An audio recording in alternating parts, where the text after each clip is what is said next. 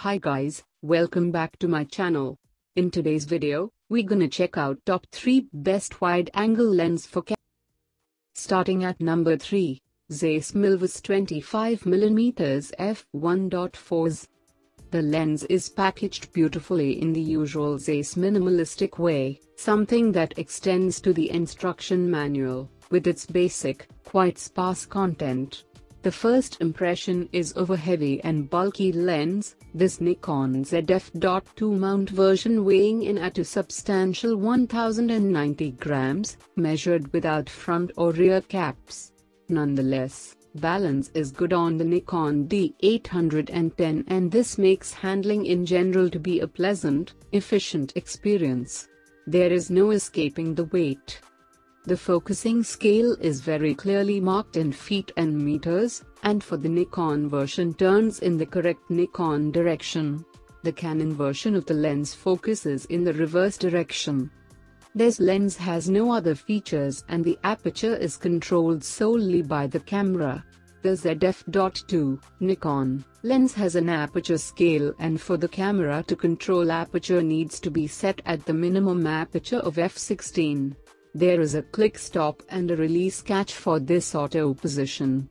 The Nikon version also has a small catch on the lens mount.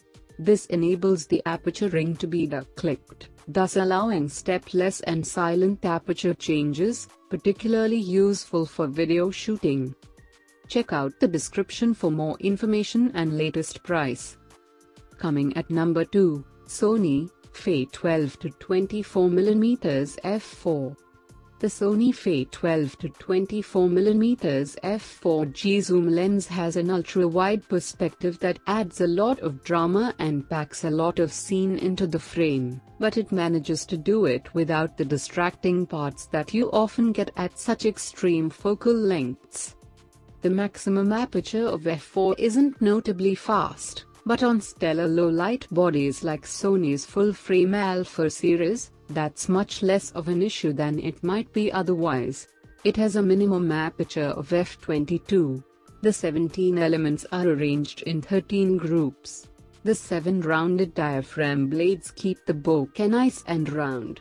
You can use the switch on the side to move between autofocus and manual focus. I've found the focus to be quick and smooth and very quiet. It's an internal focus and zoom element, so the lens barrel doesn't move. You do have to be a bit careful about scratching the front element, since it does bulge out, but the built-in lens hood provides some protection even though it's not very big. And number 1 of this list, Sony E-mount Fe 24mm f1.4. The Sony Fe 24mm f1.4G Master is a wide-angle prime lens designed for its Alpha series of full-frame mirrorless cameras.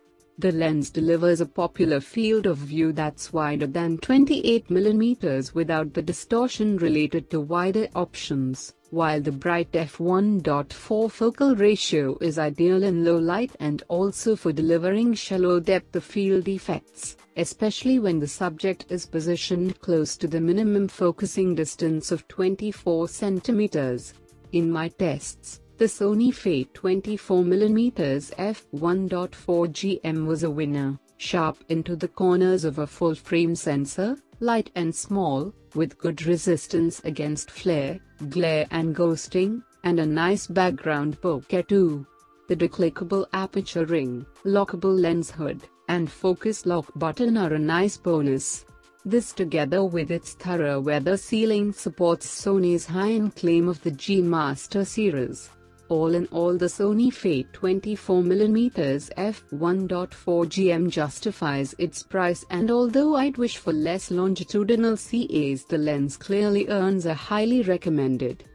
To find out how the Sony Fe 24mm f1.4GM performs, I tested it against the Zeiss 25mm f2.0 Batis on the 42MP A7R2 body and compare it also to the Sigma 24mm f1.4 Art and the Zeiss 28mm f1.4 Retus. So if you're interested in which wide-angle prime to choose, you've come to the right place. All of these items are available on Amazon. I have included all the links in the description. You can check out these links for more information and latest price. Guys, thank you for watching. If you like this video, please hit the like button, share with your friends and be sure to subscribe.